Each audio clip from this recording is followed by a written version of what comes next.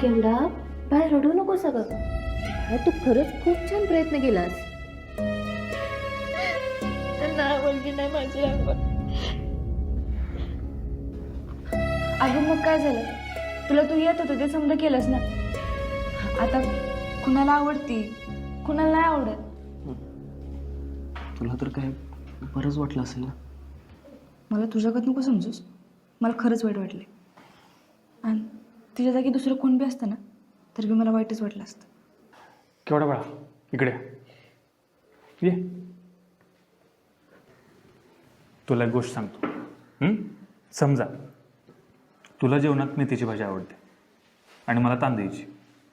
मग मी म्हणणारच ना की मेथीची भाजी चांगली झाली नाही का, कारण मला ती आवडत नाही. ज्याला ती भाजी आवडते तोच सांगू शकेल ना ती भाजी चांगली झाली की वाईट ते.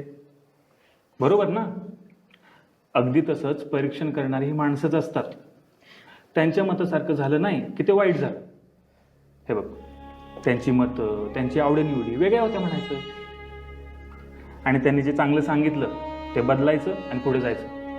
काय आणि एक गोष्ट कायम लक्षात ठेव, स्पर्धा हरलो म्हणून रडायचं नसतं, स्वतःला कठोर बनवत घडायचं असतं.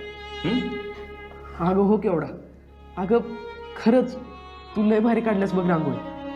बाकीच्यांचं जाऊ दे, पण मला तर तुझी रांगोळी लय आवडल्या बघ. आणि मला सांग, ही जगातली शेवटची स्पर्धा होती का? नाही ना.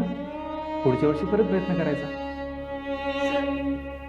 पण पुढच्या वर्षी तुम्ही असणार, आम्ही नसणार ना. आमचं शेवटचं